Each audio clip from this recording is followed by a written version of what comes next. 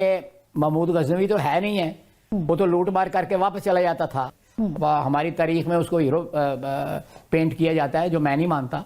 ये जो महमूद गजनवी एक हीरो है मुसलमानों के लिए, एक सिंबल है डिफाइंस का। और आपके तो गजनवी मिसाइल, आपके गौरी मिसाइल हैं, आपके तो डीएनए में है महमूद गजनवी।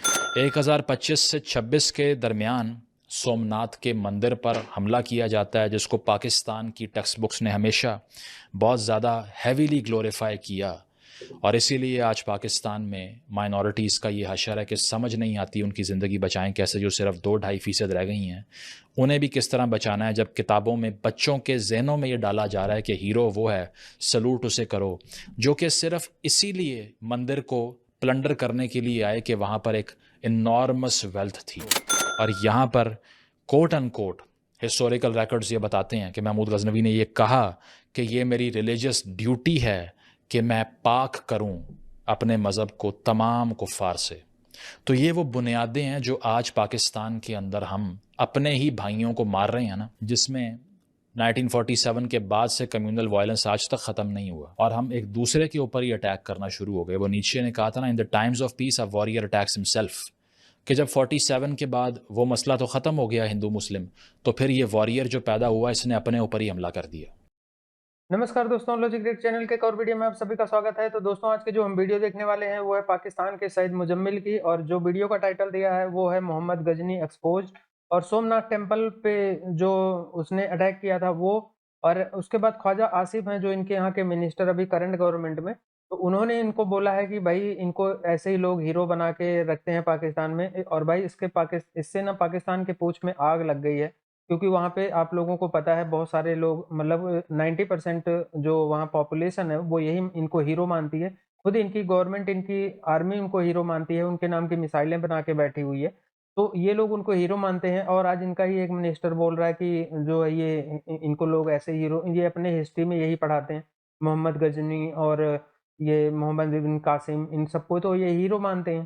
ठीक है, बाबर वगैरह को तो ये हीरो मानते हैं। तो ये लोग जो है इनको हीरो मानते हैं। तो आज जो है सईद मुजम्मिल इन्हीं पाकिस्तानियों को, और खुद पाकिस्तान एक पाकिस्तानी है, लेकिन ये फैक्ट पे बात करते हैं, सच या झूठ, मतलब कि पाकिस्तानियों को अच्छा लगे ना लगे लेकिन बोलते सच हैं। तो आज इनकी हम वीडियो देखने वाले हैं, और इस पर रिएक्शन क्या होगा वो हम वीडियो के लास्ट में देखेंगे। और पाकिस्तानियों को इस पे, उनके न्यूज़ चैनलों में काफ़ी डिबेट हुई है इस पे कि भाई ये कैसे बोल सकते हैं, क्योंकि इनकी आर्मी तो उनको हीरो मानती है। तो देखते हैं आज का वीडियो, और वीडियो देखने से पहले चैनल को सब्सक्राइब नहीं किया तो कर लेना, और बेल आइकन प्रेस कर देना ताकि मेरी वीडियोस आप लोगों को मिलती रहे। तो करते हैं वीडियो स्टार्ट, और मिलते हैं वीडियो के एंड में। महमूद गजनवी तो है नहीं है, वो तो लूट मार करके वापस चला जाता था। हमारी तारीख में उसको हीरो पेंट किया जाता है, जो मैं नहीं मानता। ये जो महमूद गजनवी एक हीरो है मुसलमानों के लिए, एक सिंबल है डिफाइंस का। और आपके तो गजनवी मिसाइल, आपके गौरी मिसाइल हैं, आपके तो डीएनए में है महमूद गजनी। पाकिस्तान नामी रियासत के वजूद में आने के बाद इसकी बहुत सी जस्टिफिकेशंस मुख्तलिफ हलकों के ज़रिए दी जाती हैं, जिसमें काफ़ी नैरेटिव्स एग्जिस्ट करते हैं। एक स्टेट ऑफ पाकिस्तान का नैरेटिव है पहले रोज़ से, एक मॉडरेट नैरेटिव है जो ये कहता है कि मुस्लिम स्टेट और स्टेट फॉर मुस्लिम्स में फ़र्क होता है, और एक नैरेटिव ये है जो कहता है कि पाकिस्तान एक आइडियोलॉजिकल स्टेट बनी, मॉडर्न जदीद दुनिया की पहली, जिसका एक स्पेसिफिक आइडियोलॉजिकल प्रोजेक्ट और एक तसव्वुर था जो कि मटीरियलाइज करना है और इसके अलावा किसी बेनिफिट को नहीं देखना। और एक तसव्वुर जो कि इंतहाई रेडिकल फार राइट तसव्वुर है वो ये है कि the establishment of Pakistan is the negation of India, यानी कि पाकिस्तान का बनाया जाना ही हिंदुस्तान की नफ़ी है। इसीलिए जो लोग इस आखिरी इंटरप्रिटेशन पे यकीन करते हैं, जिस पे मैं बिलीव नहीं करता, उसकी वजह यह है कि 5-6 हज़ार साल की कॉमन रूट्स को आप डिफ़ाई नहीं कर सकते, एक ही झटके में तोड़ नहीं सकते।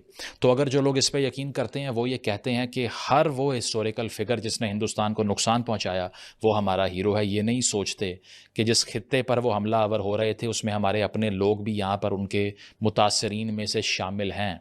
तो इसी वजह से जिस तरह आयशा जलाल कहती हैं कि पाकिस्तान वो मुल्क है जिसने तारीख़ को आइडियोलॉजी से रिप्लेस कर दिया, रिप्लेस हिस्ट्री विद आइडियोलॉजी।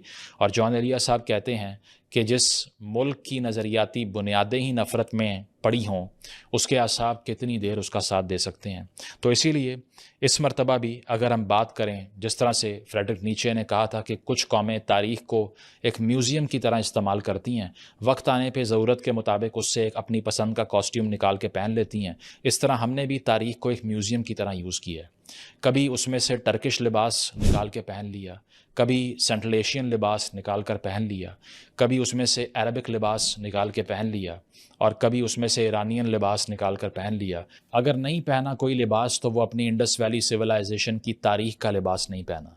इस मर्तबा जो कंट्रोवर्सी जन्म ली, जिसकी आज हम बात करने के लिए आए हैं, ख्वाजा आसिफ साहब जो पाकिस्तान के डिफेंस मिनिस्टर हैं, उनकी जो इससे पहले एक टॉक थी as a foreign minister Asia society में, it's one of my favourite from any Pakistani diplomat to this date, came as a surprise that he did this. But इसके साथ साथ इस मर्तबा एक टीवी इंटरव्यू में उन्होंने ये कहा कि दरअसल महमूद गजनवी को मैं हीरो नहीं मानता, quote and quote he was a thief and a plunderer who looted India, raided India for looting. यानी कि मैं उसको हीरो नहीं मानता, वो लुटेरा, चोर और डाकू था। और इस कंट्रोवर्सी के बाद बहुत से लोगों ने ख्वाजा आसिफ साहब की स्टेटमेंट को एंडोर्स भी किया, बहुत से लोगों ने क्रिटिसाइज़ भी किया, और इसके जवाब में तालिबान ने रिस्पॉन्ड किया। तालिबान ने यह जवाब दिया, quote and quote, his remarks are insolent and historically inaccurate. यानी कि उनके जो बयानात हैं इसमें कोई तारीख़ी हक़ाइक़ शामिल नहीं हैं।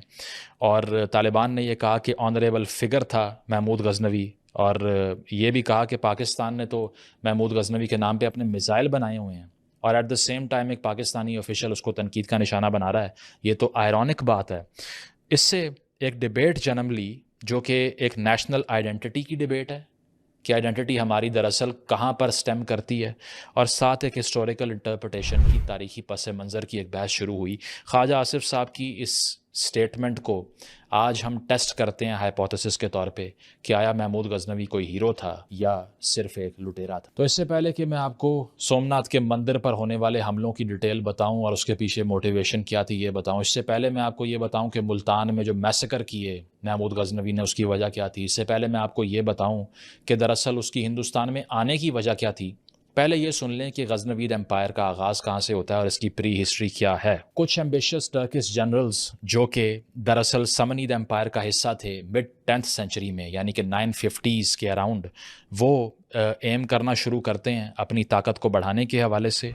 और गजनवी डायनेस्टी जो है वो अलुब्तकीन से उसका आगाज़ होता है, जो ख़ुद एक समनीद टर्किश जनरल था, खुरासान का गवर्नर जिसको लगाया गया था। और साथ साथ ये कि खुरासान का गवर्नर बनने के बाद ज़बुलिस्तान का इलाका जो कि ईस्टर्न अफ़गानिस्तान है, वहाँ पर अलुब्तकीन ने अपनी इजारादारी कायम की। वहाँ पर मौजूद जो हिंदू शाही ख़ानदान का कंट्रोल था वो उनसे लिया। और इसके साथ साथ ये कि सेंट्रल और ईस्टर्न अफ़गानिस्तान का रीजन इसके बाद खुल गया, जो कि प्रेडोमिनेटली एक पेगन रीजन था, यानी कि जहाँ गैर मुस्लिम आबाद थे। ठीक है, अलुब्तकीन की मौत के बाद उसके सन इन लॉ सबुख्तकीन ने अपना रूल जो है वो आगे बढ़ाया, और 977 में गजनवीद मिलिट्री के वो हेड बन गए, और खुरासान में जो इंटरनल रिबेलियंस हो रहे थे उनको कंट्रोल किया दरअसल सबुख्तकीन ने। साथ साथ ये कि सबुख्तकीन की भी जो रूट्स थी वो टर्किश थी और किर्गिस्तान की रूट्स थी, यानी कि मेनली तो तुर्क लोग थे ये। और इसने गजनवी स्टेट की बुनियाद रखी, और इसी का बेटा था जिसका नाम था सुल्तान महमूद गजनवी। सबुख्तकीन के दौर में राजा जयपाल जो कि हिंदू शाही डायनेस्टी से था, उसने गजना को अटैक करने की कोशिश की 986 में, जिसके जवाब में सबुख्तकीन ने बदला लिया हिंदू शाही से, उनको डिफ़ीट किया और काबुल रिवर का कंट्रोल हासिल कर लिया। अब ये सब कुछ महमूद गजनवी से पहले हो रहा है। ठीक है, और पेशावर तक जो तसल्लुत था वो कायम कर लिया सबुख्तकीन ने, और इस सारे अफेयर की कोई भी आइडियोलॉजिकल मोटिवेशन नहीं थी जो हमें बताई जाती है। हमसे झूठ ये बोला जाता है कि ये सब कुछ सिर्फ आइडियोलॉजी की बेस पे, फेथ की बेस पे, मज़हब की बेस पे हो रहा था। लेकिन मसला सिर्फ ये था कि हिंदुस्तान में घुसें कैसे, क्योंकि सबको मालूम था और आज भी है कि ये सोने की चिड़िया से कम नहीं था। 997 में सबुख्तकीन की डेथ होती है, जिसके बाद वो अपने आयर के तौर पे, यानी अपने जानशीन के तौर पे, जिसका नाम देकर जाता है कि ये गजनवीद एम्पायर के थ्रोन पे, मनसब पे बैठेगा, वो उसका छोटा बेटा इस्माइल होता है। माइंड यू कि महमूद गजनवी को नॉमिनेट नहीं किया जाता, लेकिन महमूद गजनवी इनकार कर देता है अपने बाप की इस विल से, और वो ये कहता है कि मैं ऐसा नहीं होने दूंगा क्योंकि उसको तो ताकत चाहिए थी, इसीलिए, जो हमें बताया नहीं जाता। हमें तो सिर्फ ये कहा जाता है कि हर कोई जो यहाँ पर बाहर से आके लोकल्स को मार के गया वो राइचियस था, ठीक है। तो वो अपने ही भाई के ख़िलाफ़ जंग का आगाज़ कर देता है, इस्माइल को हरा देता है और उसको उठा के गज़गान के किले में सारी ज़िंदगी के लिए उम्र कैद दे के, लाइफ इम्प्रिजनमेंट दे के बंद कर देता है, ठीक है, और गज़ना का कंट्रोल हासिल कर लेता है। ये वो दौर है जब गज़ना कोई बहुत बड़ा शहर नहीं था, ना उसकी कोई बहुत बड़ी अर्बन इंपॉर्टेंस थी, लेकिन क्योंकि महमूद गज़नवी अपने आप को वहाँ से एसोसिएट करता था, इसीलिए उसने सारा लूट और प्लंडर जो भारत से चोरी किया और उठाया उसको वहाँ ले जाकर शिफ्ट करना शुरू कर दिया। इस दौरान अपनी लेजिटिमेसी को बरकरार रखने के लिए उसे किसी ना किसी की एफर्मेशन भी चाहिए थी, किसी का आशीर्वाद भी चाहिए था, और वो मिला बगदाद की अब्बासिड कैलिफेट से। कैलिफ अल कादिर ने एंडोर्स कर दिया गज़नवीद एम्पायर को, जिसके बदले में महमूद गज़नवी ने एक्सपेंसिव गिफ्ट्स भेजना शुरू कर दिए हिंदुस्तान से चुराए गए बगदाद, ताकि ये ताल्लुक़ कायम रह सके और उनका हाथ इसके सर पर रहे। इसके साथ साथ हिस्टोरियंस ये भी कहते हैं, जिनके नाम और किताबें मैं आपको आखिर में बता दूंगा, आप ख़ुद भी पढ़ सकते हैं अगर आप मुझ पर डाउट करें कि कोई प्रोपेगेंडा कर रहा है, ठीक है। वो ये भी कहते हैं कि महमूद गज़नवी बज़ाते ख़ुद सेल्फ प्रोक्लेम्ड अपने आप को सुन्नी इस्लाम का डिफेंडर कहा करता था, और वो सिर्फ़ बारबेरिक या वो सिर्फ जुल्म गैर मुस्लिमों पर नहीं बल्कि गैर सुन्नी लोगों के ऊपर भी किया करता था।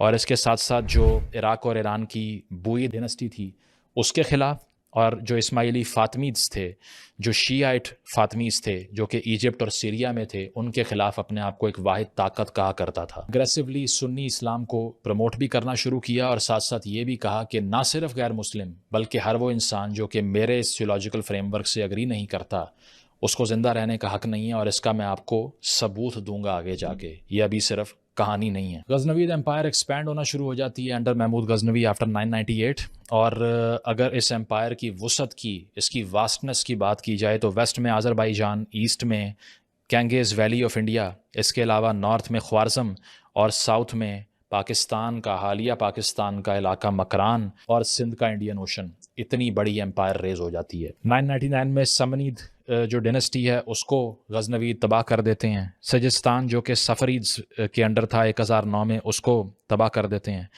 बलोच को मकरान में डिफ़ीट करते हैं। इसके अलावा ख्वारज़म हासिल कर लेते हैं खारकनीद से मुआहदा करने के बाद, और एक नई डायनेस्टी का जो मिलिट्री कैपिटल है वो गज़ना को बना लेते हैं। अब आ जाइए हिंदुस्तान की तरफ। जिस तरह मैंने पहले बताया कि हिंदू शाही जो डायनेस्टी थी उसके ख़िलाफ़ इससे पहले ही सबुक्तगीन के दौर में लड़ाई शुरू हो चुकी थी, क्योंकि मसला सिर्फ लैंड का रहा है। यही बात हमने मोहम्मद बिन कासिम वाली वीडियो में की थी कि हमें और आपको बेवकूफ़ बनाने के लिए ये बताया गया कि दरअसल इसकी वाहिद मोटिवेशन सिर्फ पार्टी थी। बिल्कुल ऐसा नहीं था।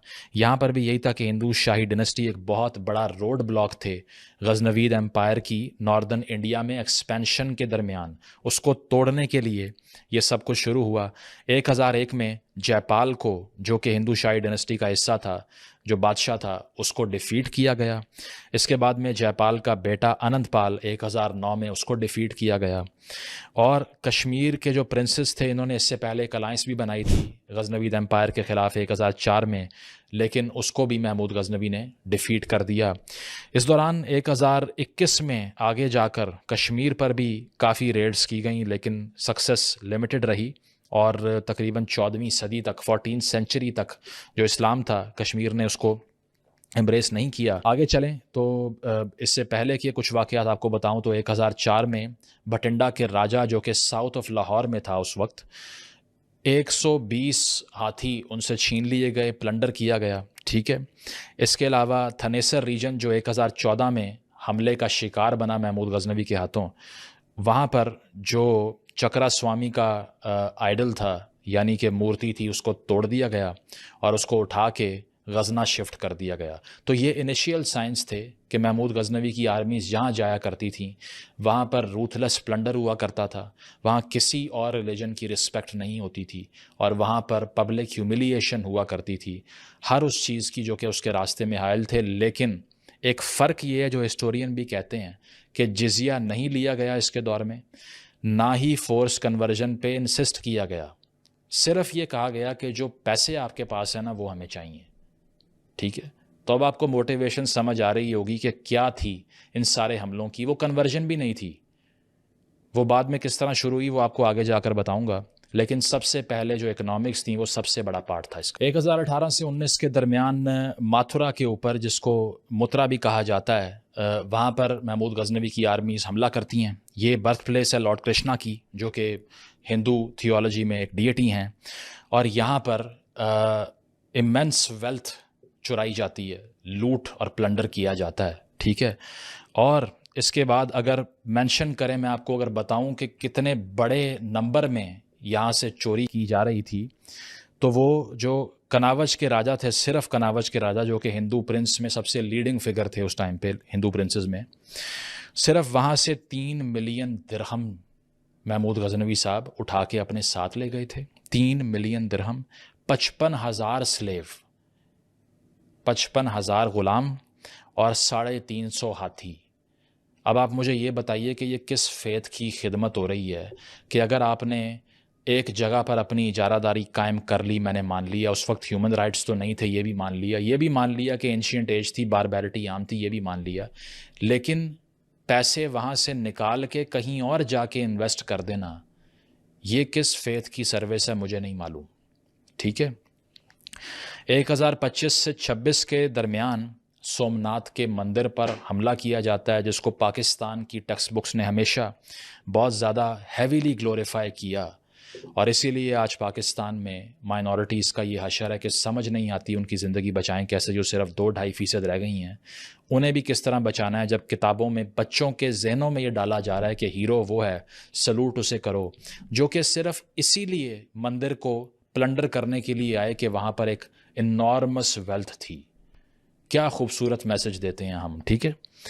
तो south western coast of Kathiawar peninsula था, यानी कि काठियावाड़ का जो इलाका था उसका साउथ वेस्ट था, जहाँ पर सोमनाथ एग्जिस्ट करता था, और ये मून गॉड महादेवा का टेम्पल था जिसमें फैबुलस वेल्थ एग्जिस्ट करती थी, ठीक है। यहाँ पर थर के इलाके से, मुल्तान के डेजर्ट से होता हुआ महमूद गजनवी आता है और हमले करता है। वहाँ पर मैसेकर किया जाता है, तकरीबन 55,000 लोगों का कत्लेआम होता है इस साइट के ऊपर जिसकी मैं बात कर रहा हूँ।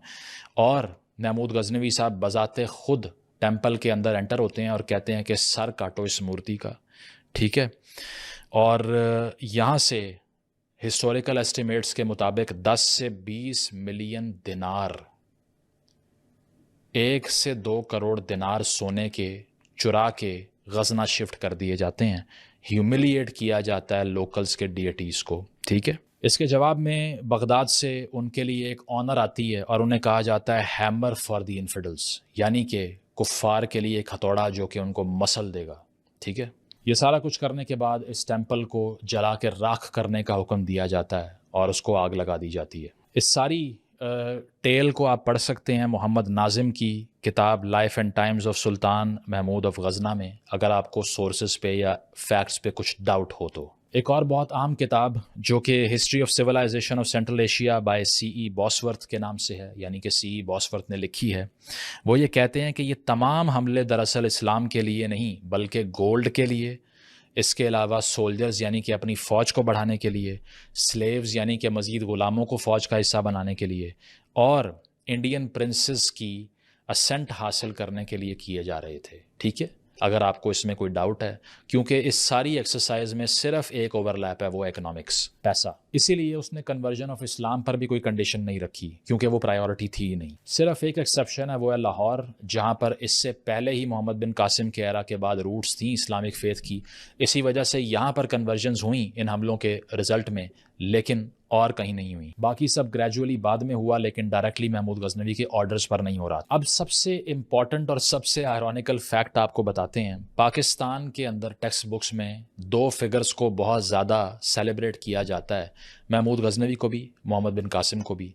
जबकि मज़े की बात यह है कि मोहम्मद बिन कासिम के आने के बाद पाकिस्तान या हिंदुस्तान या इस पूरे रीजन में जो मुस्लिम कम्युनिटी पैदा हुई, जो मुसलमान एग्जिस्ट करते थे, मोहम्मद बिन कासिम उन सबको काफिर कहा करता था। उसकी वजह सुन लें, उसकी वजह ये थी कि सिंध और मुल्तान स्पेसिफिकली, जहाँ पर महमूद गजनवी ने आकर ये देखा कि यहाँ के जो मुसलमान हैं वो अहले तशरीफ़ फ़ातिमीज़ को सुपीरियर समझते हैं सुन्नी अब्बासिड्स के ऊपर, तो उसने कहा कि तुसी ते सारे ही काफिर हो और आपको ख़त्म करना तो मेरी अवलीन तरजीह है। अब आप हिसाब लगाइए कि हम at the same time in दोनों एंटिटीज़ को अपनी किताबों में बड़ा बनाकर पेश कर रहे हैं। बच्चों को ये नहीं बता रहे कि ये आपस में एक दूसरे को क्यों मारते थे। क्या वजह थी कि फ़ातिमीज़ ने कभी अब्बासिड्स को और अब्बासिड्स ने कभी फ़ातिमीज़ को रिकॉग्नाइज़ ही नहीं किया। क्या वजह थी कि ये दोनों मुसलमान होने के बावजूद एक दूसरे के खून के प्यासे क्यों थे। हमें तो ये बताया गया कि दरअसल ये सारी की सारी बैटल ही हिंदुस्तान के अगेंस्ट थी और हिंदुओं के अगेंस्ट थी। लेकिन ये क्या हो रहा है, आगे सुन लें। 1006 से 1010 के दरमियान महमूद गजनवी ने मुल्तान पर हमले किए और वहाँ पर मौजूद फ़तेह दाऊद, अबू अल फ़तेह दाऊद के नाम से जो मुल्तान को रूल कर रहा था रूलर, जो कि इस्माइली था, थे वो भी कलमा गो, या वो थे या नहीं वो थियोलॉजिकल डिबेट है, लेकिन इस्लाम की एक ब्रांच से रिप्रेजेंटेशन ले रहे थे जो उन्हीं के अगेंस्ट महाज खोल दिया। हालांकि वो ट्रस्ट करता था महमूद गजनवी पे, और वहाँ पर इस्माइली मैसेकर कर दिया। जितने इस्माइली थे उसमें से मेजॉरिटी मुल्तान में गले काट दिए, खून की नदियाँ बहा दी महमूद गजनवी ने। फ़तेह दाऊद जो कि रूलर था मुल्तान का, वो वहाँ से भाग गया, पकड़ा गया, और सुल्तान महमूद गजनवी ने सिर्फ एक शर्त पर फ़तेह दाऊद को छोड़ा। वो शर्त क्या थी कि तुम मुझे 2 लाख दिरहम्स का जो गोल्ड है वो रैंसम में यानी कि तावान में दोगे, अदरवाइज़ तुम्हारी जान नहीं बचेगी। वो उसने दिया, और ये भी कहा कि इस्माइली फ़ेथ कुफर होता है, इसीलिए इसको बदलो और सुन्नी इस्लाम का हिस्सा बन जाओ, जो कि हुआ। अब आपने सुन लिया कि इस्माइलीज़ के साथ क्या ट्रीटमेंट था, जो कि यहाँ पर पढ़ाया जा रहा है कि सिर्फ हिंदुओं के साथ था, ठीक है। और साथ साथ अहले तशीज़ के अगेंस्ट क्या हुआ। 1029 में जब बुईद एमरेट थी नॉर्दर्न ईरान के अंदर, वो कमज़ोर पड़ी, तो यहाँ पर भी गज़नवीद एम्पायर चढ़ दौड़ी, ठीक है। मैसेकर कर दिया वहाँ भी इस्माइलियों का, मुताज़िलाइट्स का और मज़दकाइट्स का। ये तमाम मुसलमान ब्रांचेस ऑफ थियोलॉजी कह लें, या फिर आप ये कह लीजिए कि डिफरेंट मसलक थे, लेकिन ये नहीं देखा गया कि यहाँ पर कोई कलमा गो है या नहीं। सिर्फ ये देखा गया कि अब्बासिड्स और हमारी जो थियोलॉजिकल ब्रांच है उसके मानने वाले हैं या नहीं हैं, बाकियों को सरेआम कत्ल कर दो। और यहाँ पर कोट अन कोट हिस्टोरिकल रिकॉर्ड्स ये बताते हैं कि महमूद गजनवी ने ये कहा कि ये मेरी रिलीजियस ड्यूटी है कि मैं पाक करूं अपने मज़हब को तमाम कुफ़ार से। तो ये वो बुनियादें हैं जो आज पाकिस्तान के अंदर हम अपने ही भाइयों को मार रहे हैं ना, जिसमें 1947 के बाद से कम्युनल वायलेंस आज तक ख़त्म नहीं हुआ और हम एक दूसरे के ऊपर ही अटैक करना शुरू हो गए। वो नीचे ने कहा था ना, in the times of peace a warrior attacks himself, कि जब 47 के बाद वो मसला तो ख़त्म हो गया हिंदू मुस्लिम, तो फिर ये वॉरियर जो पैदा हुआ इसने अपने ऊपर ही हमला कर दिया। ये हैं बुनियादें उसकी। यहाँ पर 3 बुनियादें जहाँ पर मसलकी जंग के नाम पे पता नहीं कितने लोगों के गले काटे, छोटे छोटे डिफरेंस की बुनियाद के ऊपर। और हम इन्हें क्या कहते हैं? Champions of the faith, without seeing कि वो फातिमीज़ के बारे में क्या कह रहे थे, इस्माइलीज़ के बारे में क्या कह रहे थे, मुताज़िलाइट्स के बारे में क्या कह रहे थे, और हर उस एंटिटी के बारे में जो उनकी इंटरप्रिटेशन ऑफ इस्लाम के अगेंस्ट खड़ी है। ये कौन सा इस्लाम है, आप मुझे समझा दीजिए। साथ साथ बड़ा कंट्रोवर्शियल कोटेशन भी है। अगर आप किताब पढ़ें genius of their age by S Frederick Starr के नाम से जो राइटर हैं, इन्होंने लिखी है, इसका चैप्टर 8 है गालिबन, आप पढ़ सकते हैं, जिसमें ये प्रूफ दिया गया कि महमूद और मसूद जो उनके बेटे थे वाइन ड्रिंकिंग के काफ़ी शौकीन थे, ठीक है।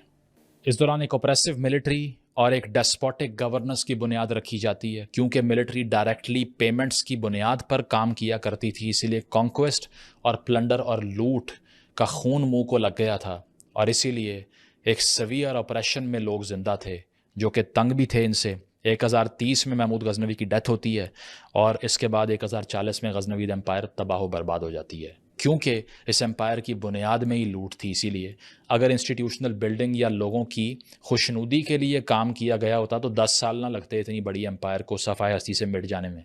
सेल्जक्स आए और उन्होंने तबाह करना शुरू कर दिया, और इसके बेटे जिसमें मसूद था, मोहम्मद था, वो अपने ही वज़ीर जो कि ज़्यादा टैक्स नहीं लाया करते थे, बज़ाते ख़ुद ये भी उनको जेलों में डाल के टॉर्चर करते थे कि हमें ज़्यादा पैसे क्यों नहीं कमा कर दिए। ये थी बुनियादें गज़नवीद एम्पायर की, जिसको हम लोगों ने सर पे बिठाया हुआ है, ठीक है। इवन अल बैरूनी ने जो हमले थे, 17 हमले जो हिंदुस्तान पर महमूद गज़नवी ने किए, उसके बारे में लिखा है कि Hindus scattered as dust in fear, इतना खौफ तारी कर दिया लोकल कम्युनिटीज़ पे कि वो रेत की तरह अलग अलग होकर डिस्पर्स कर गए। इसके अलावा जो ग्रेट लाइब्रेरी ऑफ रे थी, यानी कि रे का इलाका, जब मैंने आपको बताया बुइद एम्पायर में ये लोग घुसे थे, तो वहाँ पर उस पूरी लाइब्रेरी को सिर्फ इसीलिए आग लगा दी गई कि वहाँ पर अहले तशरीह राइटर्स की किताबें पड़ी हुई हैं। ठीक है, ये बेनवलेंस देख लीजिए आप, जिसको बहुत सेलिब्रेट किया जाता है। तो अब आप मुझे बताइए कि क्या ख्वाजा आसिफ साहब की बात गलत है? मैं कहूँगा बिल्कुल नहीं। He is 110% right and I endorse statement. उसकी वजह यह है कि अगर ये कहने से आप झिझकते होंगे, लेकिन हम नहीं झिझकते। उसकी वजह यह है कि तारीख़ को हमने कॉस्ट्यूम के तौर पे यूज़ नहीं करना। हमारे साथ जाए, हमारे ख़िलाफ़ जाए, हमने उसको ऑन द फेस वैल्यू जो तारीख़ है वैसे ही एक्सप्लेन करना है। अगर ये नहीं करेंगे, बच्चों से झूठ बोलेंगे, तो कल को झूठ की बुनियाद पे पैदा होने वाले इंसान जो है ना, वो कुछ भी ज़िंदगी में कर नहीं पाते। पाकिस्तान की सूरत हाल ये है कि इस वक्त बिल्कुल गज़नवी मिसाइल्स बनाए गए शॉर्ट रेंज, और उनका नाम गज़नवी मिसाइल्स रखा गया। इसके अलावा PMA में गज़नवी कंपनी भी है, 12 में से एक कंपनी, जो कि it is named after the Ghaznavi empire और सुल्तान महमूद गज़नवी। साथ साथ ये कि साउथ एशिया के करिकुलम्स में बहुत सेलिब्रेशन है सुल्तान महमूद गज़नवी की। और इसके साथ साथ ये भी कि एक स्कल्पटर भी है, पाकिस्तान मॉन्यूमेंट म्यूज़ियम जो इस्लामाबाद में है, महमूद गज़नवी का एक मुजस्मा वहाँ पर रखा गया है, उसकी जो प्लंडर्स और लूट्स हैं उनको कमेमोरेट करने के लिए। और मलिक अयाज़ का एक टूम भी है लाहौर के अंदर, जो कि गज़नवी दायरा की एक बहुत बड़ी मेमोरी के तौर पे सेलिब्रेट किया जाता है। और उर्दू की बुनियादें भी गज़नवी दायरा में डाली गई, ये बताया जाता है। काश के ये सब कुछ जो हमने आपको बताया है ये भी बताया जाए। तो मैं ये समझता हूँ कि इस खित्ते में जहाँ पंजाब के रहने वाले, बेशक कोई पंजाबी हो या इस खित्ते में जो भी रहने वाला था, अगर उसने अपने एंगल से इसकी हिस्ट्री को ऑब्जेक्टिवली पढ़ा हो, तो वो ये कहे बगैर रह ही नहीं सकता कि महमूद गज़नवी और गज़नवी एम्पायर के अंडर सिर्फ लूट और प्लंडर और इसके अलावा लोकल कम्युनिटीज़ की तबाही के अलावा कुछ नहीं हुआ। तो मैं ये समझता हूँ कि आज ये वक्त है कि हम इस हिस्ट्री को रीविज़िट करें। हमने 80 साल तकरीबन गुजार लिए हैं झूठ बता बता के बच्चों को। क्या मिला आपको? What did you get out of these lies? Nothing. या तो आप कॉन्सिक्वेंशलिज्म का एक मुकदमा होता है ना, कि आप एक एक्ट इसीलिए करें कि उसका रिजल्ट अच्छा निकल रहा है, उसकी अपनी मोरालिटी बेशक कुछ भी ना हो। इसका तो रिजल्ट भी डिज़ास्टर निकला। 71 में आधा पाकिस्तान टूट गया, बाकी पाकिस्तान अभी नेशनल इंटीग्रेशन का इशू आया हुआ है। बलोच, पश्तून, पंजाबी के दरमियान में कॉमनैलिटी क्या है, ये इशू आया हुआ है। इस सब को रिजॉल्व करने के लिए ऑथेंटिक हिस्ट्रीज़ पढ़ाइए। खुदारा बस कर दीजिए झूठ बोलने को, छोड़ दीजिए ये तमाम टैक्टिक्स जो कि सिर्फ डिज़ास्टर में रिज़ल्ट कर रहे हैं। रिकनेक्ट कीजिए अपनी रूट से और हर उस तारीख़ को निगेट कीजिए जिसने हमारे खित्ते में आके सिर्फ जुल्म ढाया और हमने उनको सर पे बिठा लिया। Thank you. सरकार में होते हुए अगर ये बंदा इस तरह की बात की है ना, कसम से दिल जीत लिया ख्वाजा आसिफ ने। की क्या की है उसने? और भाई वजीर दिफा है हमारा। मैंने वही तो बात की कि सरकार में है तो पाकिस्तान की सरकार में ऑफिशियल बंदा है, बिल्कुल, और बहुत बड़ा ओहदा दिया हुआ, डिफेंस का ओहदा दिया हुआ है, तो छोटा मोटा ओहदा नहीं। हमने यकूब भाई कॉलेजेस में, स्कूल में इन दोनों को एक अजीम फातिहा के तौर पे पढ़ा है। तो आज नहीं पढ़ाया, ये इलाके पता किए, वो इलाके तो आज नहीं बताते। बात नहीं आपसे, मतलब उसने इतनी सीधा क्लियर बोला कि ये लुटेरा था, हमारे सिस्टम के मुंह पे से तमाचा हमें तो मारा ये है। पढ़ाया जाता है कि भाई इस्लाम को वो फैला रहे थे। अब ये कौन सा इस्लाम में एक जगह पे 50,000 लोगों को मार देना? सिर्फ इसलिए कि वो अहले सुन्नत नहीं थे। क्या बात है भाई साहब, अजीब बंदा था। इसका मतलब है जो यूसुफ भाई ने उस दिन बात की जालिम थी, बंदा था। हमने कुछ दिन पहले वीडियो की थी कि जितने भी सब कॉन्टिनेंट में ऊपर से आए हैं वो जालिम ही आए हैं, ताकत उसमें के लिए इंसान कोई भी नहीं आया। सोने की चिड़िया का पता चला, एक मंदिर से 10 लाख से भी ऊपर, 10 मिलियन यानी कि करोड़ से भी ऊपर उस टाइम सोने के सिक्के, 1 करोड़ सोने के सिक्के। भाई यूसुफ भाई उस अंदाजा लगाओ, उस टाइम की बात। Thank you. हिस्ट्री को जहाँ तक मैंने पढ़ा है और जहाँ तक मैंने समझा है, भाई एक चीज़ मैंने जो है वो सीखी है कि हर इंसान जो है ना वो अपने कंफर्ट के मुताबिक जो है ना आप तक हिस्ट्री जो है वो पहुंचाता है और बताता है। बहुत कम जो है वो लोग ऐसे होते हैं जो भाई बहुत बड़ा जिगरा करके ना सच को एडमिट भी करते हैं, सच को बताते भी है कि हाँ भाई ये ब्लंडर्स हमसे हुए हैं, ये चीज़ हमने जो यहाँ पे गलत की है, चलो अब इसको जो है वो करेक्ट कर लेते हैं। वरना मोस्टली लोग जो है ना उसी वो जो है ना एक छांव तले बैठ के कहते हैं चलो ठीक है जो हमें बताया गया ना इसी को लेकर आगे चलते हैं। मुझे ऐसा लगता है कि ना सब लोग अपनी कन्वीनियंस के मुताबिक कि किस तरह से उन्होंने उस टाइम को और लोगों को इस्तेमाल करना है उसके अकॉर्डिंग जो है हिस्ट्री को बताया जाता है। और अगर हम लोग पाकिस्तान की एग्जांपल दें तो मुझे लगता है कि शायद जिस तरह से पाकिस्तान में हिस्ट्री को डिस्टॉर्ट करके पढ़ाया गया बताया गया उसके कॉन्सिक्वेंसेस हमें आज बहुत स्ट्रॉन्ग नज़र आते हैं। जैसे स्टार्टिंग में जो आपको इंटरव्यूज़ दिखाए गए हैं ख्वाजा साहब के और साथ में फिर मुशाहिद हुसैन के भी, तो एक चीज़ मैं बोलूँगी कि मुझे लगता है कि हमें ना ओपनली इस चीज़ को अब डिस्कस करना चाहिए चीज़ों को। पाकिस्तानियों की तारीख और वो है क्या, उस पर आज भी बातें होती हैं और पूरी दुनिया में बातें होती हैं। पाकिस्तान खुद भी उस पर बात करते हैं। देखिए जो तारीख को समझता है, जो पढ़ता है, उसी को ही पता चलता है। लेकिन पाकिस्तान में जाहिलियत बहुत ज़्यादा है, इसलिए सुनी सुनाई बातों में ज़्यादा यकीन रखते हैं और उसी को ही मान कर चलते हैं कि ये ऐसे हुआ था, वैसे हुआ था, तारीख में ये हुआ था। अब जब भी कोई हिंदुस्तान पर हमलावर होता है तो वो हिंदुस्तान क्या था?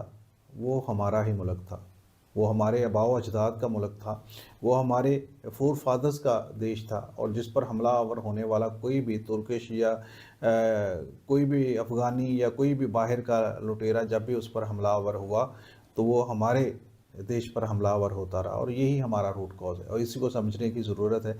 लेकिन हम उस हमलावर को हीरो बना लें और अपने आबाओ अजदाद के देश को हम विलन के तौर पर पेश करें आज के टाइम के हिसाब से। आज का टाइम क्या है कि पाकिस्तान और भारत की अलहदगी हुई, कुछ नज़रियाती बुनियादों पर अलहदगी होती है और वो अलहदगी बाद में इस तरह की दुश्मनी पर बनती है कि हम 4 जंगें आपस में बेबुनियाद सी कर चुके हैं। और जहां मैं जी आप ये थे महमूद गजनवी की असल कहानी, असल स्टोरी, असल चेहरा। लास्ट में इनके अल्फाज ज़िंदगी भर कान में, दिमाग में, दिल में रहेंगे। अपने असल रूट से जुड़े, असल रूट हमारा पाकिस्तानियों का, हिंदुस्तानियों का, ख़ास तौर पे पाकिस्तानियों का। हमने अपनी आइडियोलॉजी तब्दील कर दी, हमने अपनी इतिहास को मलिया मेट कर दिया, हमने अपनी नस्ल को, जो आज लोग हैं ना, उनके दिमाग में ये फितूर भर दिया है कि ये हमारा दुश्मन है, ये हमारे हीरो है, जबकि दुश्मन हमारे अंदर ही है। देखिए मैं सिंपल सा अक्सर लोगों से ये कहता हूँ कि जंग हो रही थी अगर सिंध में, सोमनाथ में, पाकिस्तान में, इंडिया में, कहीं पर भी मुगल या ये महमूद गजनवी या कोई भी जब आए थे, जहाँ जंग हो रही थी, वो जगह कौन सी थी? जब वो जगह पाकिस्तान या हिंदुस्तान की जगह थी, जबकि वो लोग यहाँ के नहीं थे। पाकिस्तान में जो चीजें भी हो रही हैं और उस सोच को बदलने की जरूरत है। जो सोच जो है हम शुरू से जब पाकिस्तान बना था तो उस सोच को अपनी किताबों में पढ़ाते चले आ रहे हैं और हमें देखना ये है कि हम अपने बच्चों को जो स्टडी करवा रहे हैं वो उसमें रियलिटी कितनी है, हकीकत कितनी है। महमूद गजनवी जिसको पाकिस्तान में हीरो माना जाता है और मोस्टली लोग जो हैं जो इस चीज को नहीं जानते कि महमूद गजनवी की अपनी रियलिटी क्या है, वो कौन था, उसने क्या कारनामे दिखाए हैं, किस वजह से उस बंदे को हीरो माना जाता है, इन चीजों का कोई वजूद नहीं है। बस सिर्फ एक चीज ही किताबों में पढ़ाई जाती है जी कि वो कुफार जो हैं उनके खिलाफ था, जो गैर मुस्लिम लोग थे उनको उसने मुसलमान किया, ये किया, वो किया।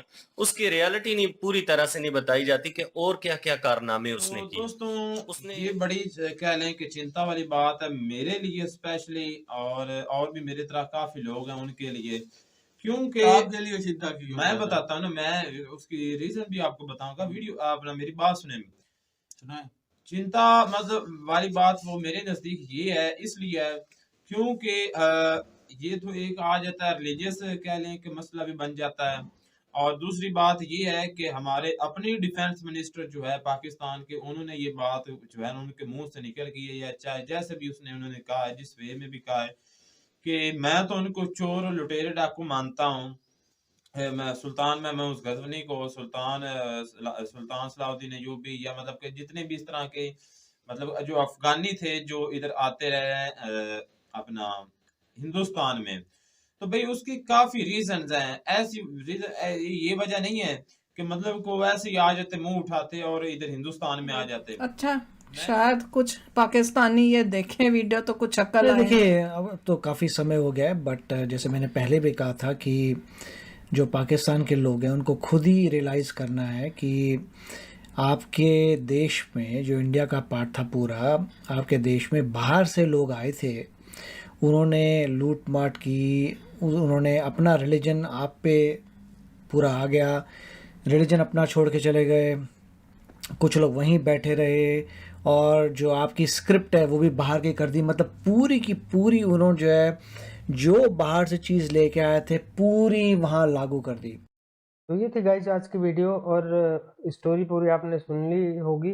तो भाई सईद मुजम्मिल भाई को तो मेरी एक सलाह है, ठीक है, कोशिश करना अच्छी बात है, लेकिन जितनी पीढ़ियां खराब कर दी है ना पाकिस्तान ने, मतलब उनको जाहलत में डाल के मदरसे में पढ़ा के, और अपनी सबसे बड़ी बात यह है कि अपनी हिस्ट्री चेंज करके, तो वो आप मतलब चेंज नहीं कर सकते एक दिन में। अगर आप 10 को ये चीज़ें आप सिखाओगे या उनको बताने की कोशिश करोगे, तो भाई 90 जाहिल तैयार होते हैं पाकिस्तान में अलग से। तो आप कितना चेंज करोगे? आप 10 बंदों को चेंज करोगे, उधर 90 अलग से भाई वो बन रहे हैं।